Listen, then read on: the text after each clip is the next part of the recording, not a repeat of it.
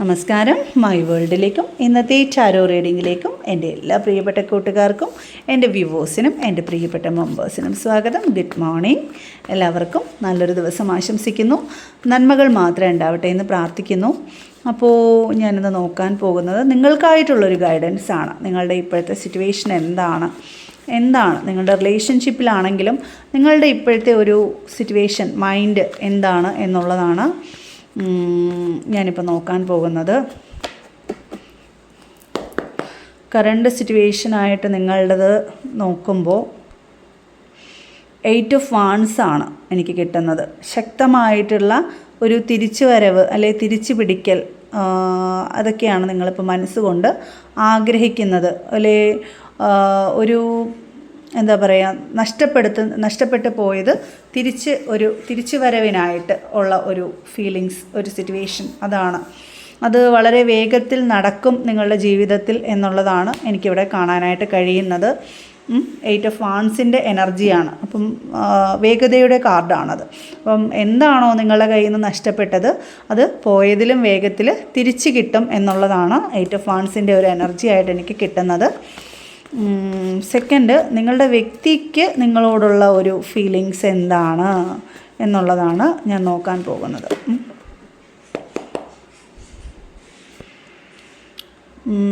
പല ചിന്തകളാണ് മനസ്സിനകത്ത്. അവരുടെ മനസ്സിലിപ്പോൾ ഒരു കാര്യത്തെക്കുറിച്ചല്ല, ഇതിനകത്ത് വ്യക്തതയില്ലാത്തൊരു രീതിയിൽ, അല്ലെങ്കിൽ സ്നേഹത്തിൽ തന്നെ വേറെ ഓപ്ഷൻ കാണാം അവർക്ക്. സ്നേഹത്തിനകത്ത് ഒരു ചോയ്സ് അല്ല, മറ്റെന്തെങ്കിലും ഓപ്ഷനും അവർക്ക് ഉണ്ടാകാം എന്നുള്ളതാണ് എനിക്ക് മനസ്സിലാക്കാനായിട്ട് സാധിക്കുന്നത്. വേറെ എന്തിൻ്റെയെങ്കിലും പുറകെ ആയിരിക്കാം അവർ. ഒരു സ്ഥിരതയില്ലാത്ത ഒരു സിറ്റുവേഷനായിട്ടാണ് എനിക്ക് ഫീൽ ചെയ്യുന്നത്. പുറമേയുള്ള നിങ്ങളുടെ ഒരു സിറ്റുവേഷൻ എന്താണെന്ന് വെച്ച് കഴിഞ്ഞാൽ, നിങ്ങളിപ്പം നിങ്ങളുടെ സ്വന്തം കാര്യം നോക്കാനായിട്ട് പഠിച്ചു കഴിഞ്ഞു എന്നുള്ളതാണ്. 9 ഓഫ് പെൻറ്റിക്കിൾസിൻ്റെ എനർജിയാണ്.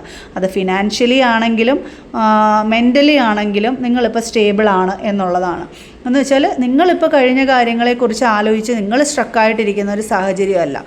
നിങ്ങളുടെ സ്വന്തം കാര്യത്തിനകത്ത് കാലൂന്നി നിൽക്കുന്ന ഒരു സാഹചര്യമായിട്ടാണ് എനിക്കിപ്പോൾ കാണാൻ കഴിയുന്നത്. എനിക്കിപ്പോൾ ആരെയും നോക്കേണ്ട ആവശ്യമില്ല. എനിക്കതിൻ്റെ പുറകെ പോയി കഴിഞ്ഞാൽ എനിക്ക് പണി കിട്ടും, അതുകൊണ്ട് എനിക്ക് എൻ്റെ കാര്യം നോക്കണം എന്നുള്ളൊരു രീതിയിൽ നിൽക്കുന്ന ഒരു സാഹചര്യമായിട്ടാണ് കാണുന്നത്. ചിലപ്പോൾ ഫിനാൻഷ്യലി എന്തെങ്കിലും നല്ല രീതിയിൽ ഓപ്പർച്യൂണിറ്റി വന്ന് കാണാം, അല്ലെങ്കിൽ മെൻ്റലി തന്നെ സ്റ്റേബിളായി കാണും. എന്നുവെച്ചാൽ ഇങ്ങനെ ഡൗൺ ആയിട്ട് നെഗറ്റീവ് ചിന്തയോടുകൂടി ഇരിക്കാതെ എവിടെ നിങ്ങൾ പോസിറ്റീവായിട്ട് ചിന്തിച്ച് തുടങ്ങിയോ അവിടെ നിങ്ങൾ രക്ഷപ്പെട്ട് തുടങ്ങി എന്നുള്ളതാണ് എനിക്ക് കാണാനായിട്ട് കഴിയുന്നത്. ആഴത്തിൽ ചിന്തിക്കുകയാണെന്നുണ്ടെങ്കിൽ മനസ്സിനകത്ത് ഒരു തകർച്ച തന്നെയാണ്. മനസ്സിനകത്ത് ചിന്തിക്കുമ്പോൾ ഈ നഷ്ടപ്പെട്ടത് ഏറ്റവും വലിയ ഒരു പ്രയോറിറ്റി കൊടുക്കുന്ന ഒരു സംഭവം തന്നെയാണ് നിങ്ങളുടെ ജീവിതത്തിൽ നിന്ന് നഷ്ടപ്പെട്ടു പോയിരിക്കുന്നത്. അത് നികത്താൻ കഴിയാത്ത ഒരു എന്താ പറയുക, ഒരു വിഷമം തന്നെയാണ് നിങ്ങൾക്ക്. നിങ്ങൾ പ്രതീക്ഷിക്കാതെയുള്ള ഒരു ടവർ സിറ്റുവേഷനാണ് നിങ്ങളുടെ ജീവിതത്തിൽ ഉണ്ടായത്. എന്ത് തന്നെ കിട്ടിയാലും അതിനൊപ്പം വരില്ലെന്ന് നിങ്ങളുടെ മനസ്സിൽ നിങ്ങൾക്കറിയാം. എന്നാലും പക്ഷേ അതിനെക്കുറിച്ച് നിങ്ങളിപ്പം വേവലാതിപ്പെടുന്നില്ല എന്നുള്ളതാണ്. അതിനെക്കുറിച്ച് നിങ്ങൾ ചിലപ്പോൾ ഒരുപാട് ദുഃഖിച്ചിരുന്ന സാഹചര്യങ്ങൾ ഉണ്ടായേക്കാം. അപ്പോൾ നിങ്ങളുടെ പരാജയമാണ് അവിടെ മുമ്പിൽ കണ്ടുകൊണ്ടിരുന്നത്. അപ്പം നിങ്ങൾ തന്നെ അതിനകത്തുനിന്ന് സ്വയം എഴുന്നേറ്റ് നിങ്ങൾ സ്വന്തം സ്റ്റെബിലിറ്റിയിലോട്ട് പോയി എന്നുള്ളതാണ് എനിക്ക് മനസ്സിലാക്കാൻ സാധിക്കുന്നത്. പക്ഷേ എപ്പോഴും ആ ഒരു നഷ്ടം തീരാനഷ്ടം തന്നെയായിട്ട് നിൽക്കുന്നു എന്ന് തന്നെ. പക്ഷേ ഇപ്പോൾ അത് വലിയ ഒരു കണക്കാക്കുന്നില്ല എന്നുള്ളതാണ്.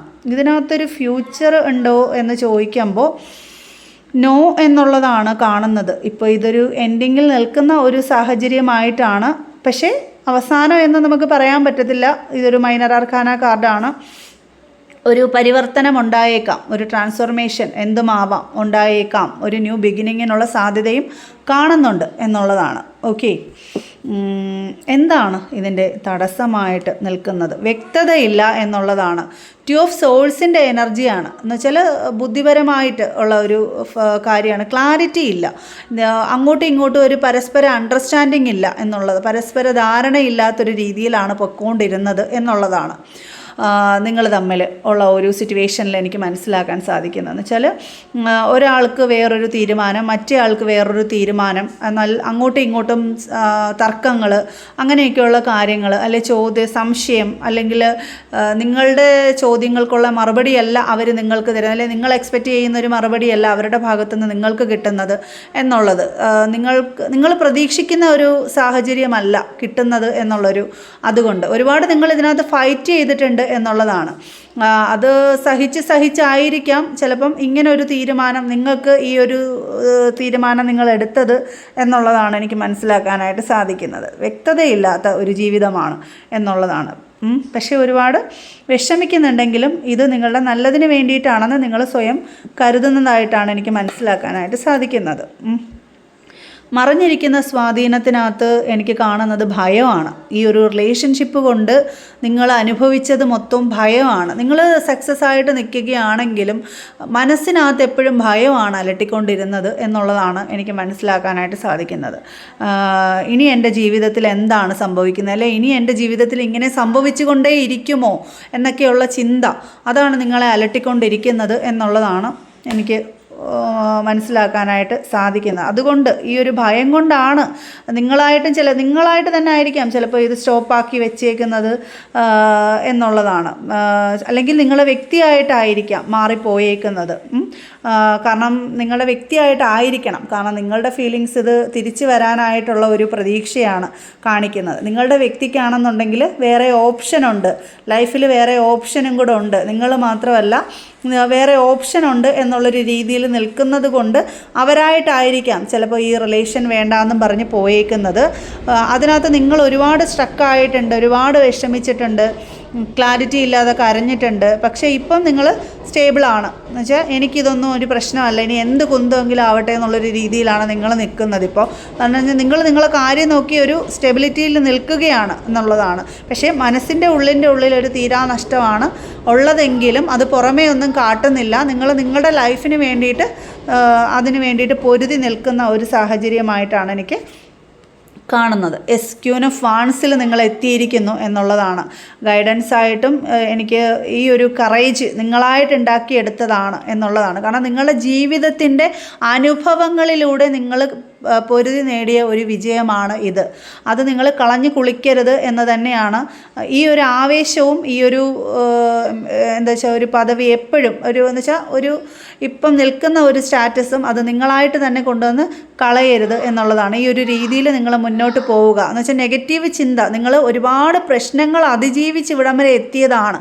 അതുകൊണ്ട് തന്നെ ഇനി നിങ്ങൾ തോറ്റു പോവില്ല എന്ന് തന്നെയാണ് എനിക്കിതിനകത്ത് കാണുന്നത്. കാരണം ജീവിതത്തിൻ്റെ അനുഭവം കൊണ്ട് ഒരു പഠിച്ച പാഠങ്ങൾ നിങ്ങൾ ഉയർച്ചയിൽ എത്തിച്ചിരിക്കുന്നു, ഉന്നതിയിൽ എത്തിച്ചിരിക്കുന്നു. അത് ഏത് രീതിയിലും ആവാം. ഒരു മെൻ്റലി ഒരു ഉയർച്ചയായിരിക്കാം, അല്ലെങ്കിൽ ഫിനാൻഷ്യലി ഒരു ഉയർച്ചയായിരിക്കാം. ആ ഒരു രീതിയിലാണ് ഇപ്പം നിങ്ങൾ നിൽക്കുന്നത്. അത് നിങ്ങൾ ഫൈറ്റ് ചെയ്ത് നേടിയതാണ്. മനസ്സ് ഒരുപാട് നിങ്ങൾ ഫൈറ്റ് ചെയ്തിട്ടുണ്ട്.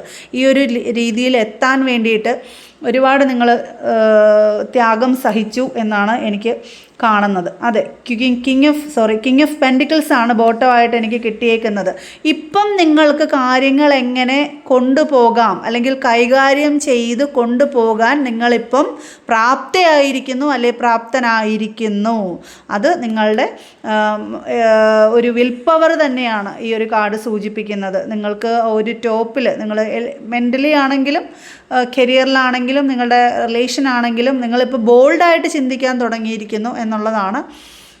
അതുകൊണ്ട് തന്നെ നിങ്ങൾക്ക് നഷ്ടപ്പെട്ട കാര്യങ്ങളെല്ലാം തനിയെ നിങ്ങളിലേക്ക് കൈകാര്യം ചെയ്യാനായിട്ട് നിങ്ങളിലേക്ക് വന്നോളും. ഒരു ലീഡർഷിപ്പിലോട്ട് നിങ്ങൾ വരും എന്ന് തന്നെയാണ്. നഷ്ടപ്പെട്ടതൊക്കെ പതുക്കെ നിങ്ങളിലോട്ട് വരും. നിങ്ങളായിട്ട് നഷ്ടപ്പെടുത്തിയതും നിങ്ങളിലോട്ട് തന്നെ വരും. കാരണം നിങ്ങൾ ആ ഒരു ടോപ്പ് പൊസിഷനിൽ ഇപ്പോൾ എത്തിയിരിക്കുന്നു. നിങ്ങളുടെ മനസ്സുകൊണ്ട്, ചിലവർക്ക് പറയാം ഇല്ല എൻ്റെ കയ്യിൽ ഒന്നുമില്ല എന്നല്ല, ചിലപ്പോൾ മനസ്സുകൊണ്ടെങ്കിലും നിങ്ങൾ ഒരു നല്ല നിലവാരത്തിൽ എത്തിയിട്ടുണ്ട് എന്നുള്ളതാണ്.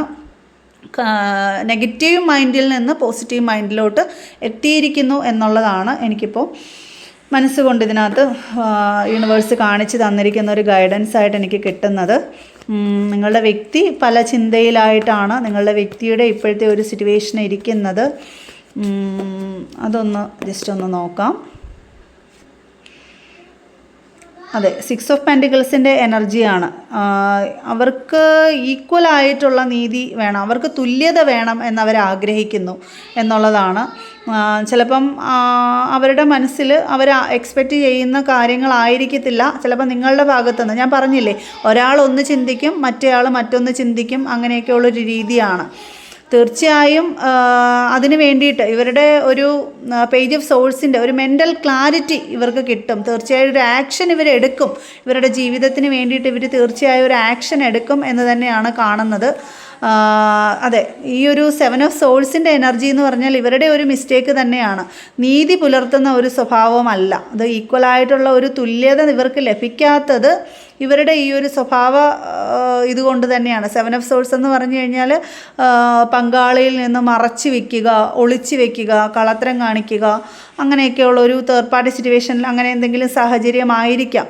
മറഞ്ഞു നിൽക്കുന്ന സ്വാധീനം എന്താണ് എന്ന് നോക്കുമ്പോൾ ക്യൂൻ ഓഫ് കപ്സിൻ്റെ എനർജിയാണ്. നിങ്ങളുടെ വ്യക്തിക്ക് തേർഡ് പാർട്ടി സിറ്റുവേഷൻ ഉണ്ടായിരുന്നു എന്നുള്ളതാണ്. അത് ഒരു ഹൈഡിങ് പേഴ്സണാലിറ്റിയാണ് എന്നുള്ളതാണ് കാണിക്കുന്നത്. ചിലപ്പം ആ ഒരു വ്യക്തിത്വത്തിൻ്റെ ഒരു കണക്കുള്ളൊരു സ്വഭാവം കൊണ്ടായിരിക്കാം ഇവർ ഈ ഒരു റിലേഷൻ വിട്ട് മാറിപ്പോയത് എന്നുള്ളത്. നിങ്ങൾ ഇതിനകത്തുനിന്ന് ഒരുപാട് അനുഭവിച്ചെങ്കിലും ഇപ്പം നിങ്ങൾ സ്റ്റെബിലിറ്റിയിലോട്ട് വന്നിരിക്കുന്നു എന്നുള്ളതാണ് എനിക്ക്. തീർച്ചയായും ഈ ഒരു രീതിയിൽ നിന്ന് മാറി തിരിച്ചു വരാനുള്ളൊരു സാധ്യതയും ഇതിനകത്ത് കാണുന്നുണ്ട്. അപ്പം പോസിറ്റീവായിട്ട് ഇരിക്കുക എന്നുള്ളതാണ്. നിലവിലിപ്പോൾ ബ്രേക്കപ്പായിട്ട് നിൽക്കുകയാണെന്നുണ്ടെങ്കിലും ഫ്യൂച്ചറിലൊരു റീജോയിൻ ഉണ്ടായേക്കാം. ഓക്കെ, ഈ ഒരു സ്വഭാവം സ്വയം തിരിച്ച് വരാം. കാരണം പേജ് ഓഫ് സോഴ്സിൻ്റെ ഒരു എനർജി അതാണ് പറയുന്നത്. ഒരു ആക്ഷൻ എടുക്കും എന്നുള്ളതാണ്. തുല്യതയ്ക്ക് വേണ്ടിയിട്ട്, പരസ്പരം തുല്യതയായിട്ട് പോകാൻ വേണ്ടിയിട്ട് ഒരു ആക്ഷൻ അവരെടുക്കും എന്ന് തന്നെയാണ് കാണിക്കുന്നത്.